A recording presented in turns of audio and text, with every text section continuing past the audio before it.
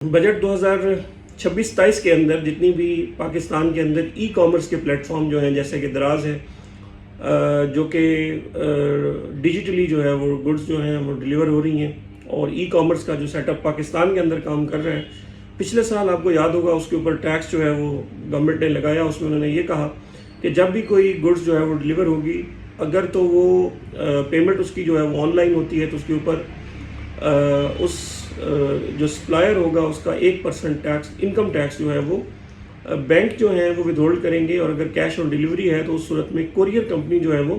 2% tax जो है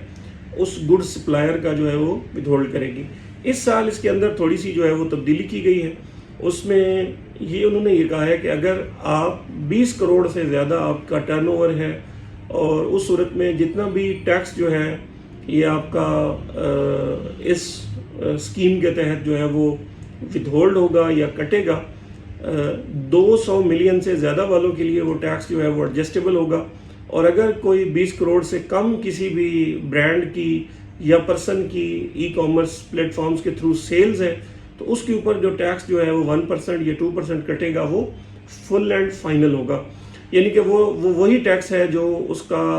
courier companies ने और बैंक्स ने विदहोल्ड कर लिया, उसने मज़ीद कोई टैक्स जो है वो नहीं देना। लेकिन अगर कोई ई कॉमर्स वाला या ऑनलाइन सेलर जो है उसकी सेल्स 20 करोड़ से ज़्यादा सालाना है पाकिस्तान के अंदर, तो उस सूरत में उसका ये जो टैक्स कटेगा वो एडजस्टेबल होगा। और जब उसका ये टैक्स एडजस्टेबल होगा तो इसका मतलब ये होगा कि वो फिर अपना प्रॉफिट एंड लॉस अकाउंट बनाएगा। प्रॉफिट एंड लॉस अकाउंट बनाने के बाद पूरे साल में जितना उसका ये कोरियर कंपनी और बैंक्स ने 1% और 2% टैक्स विदहोल्ड किया होगा, वो उसका उसके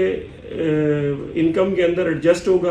और उसके प्रॉफिट के ऊपर फिर दोबारा टैक्स की जो कैलकुलेशन है वो होगी बेस्ड ऑन द स्ट्रक्चर। अगर फर्ज करें वो कंपनी है तो वो कंपनी रेट्स के ऊपर अपने प्रॉफिट पे टैक्स देगी। अगर वो सोल प्रोप्राइटर है या पार्टनरशिप या एओपी है, तो उस सूरत में वो बिजनेस रेट्स के ऊपर जो है वो टैक्स देगी, लेकिन पूरे साल में जो उसका टैक्स कटा होगा वो अपना एडजस्ट करेगी। और ओवर एंड अबव अगर कोई टैक्स बन रहा है तो वो उसको at the time of filing of return जो है वो पे करना पड़ेगा। तो यहाँ पे अगर आप देखें तो बाज़ केसेस के अंदर हो सकता है कि ये टैक्स जो है वो ज़्यादा बनेगा। उसकी वजह ये है कि आप अगर प्रॉफिट मार्जिन्स के ऊपर भी टैक्स बनाएंगे या प्रॉफिट के ऊपर टैक्स लगाएंगे और उसके ऊपर स्टैंडर्ड टैक्स रेट लगाएंगे, और उसमें से जितना आपका ये डिलीवरी के टाइम पे टैक्स कटा है ये लेस करेंगे, तो यकीनन आपका टैक्स जो है वो ओवर एंड अबव बनेगा, और वो आपको रिटर्न के साथ जो है वो पे करना पड़ेगा। तो ये तब्दीली है बेसिकली जो भी प्रपोज है बजट जो 2026 का।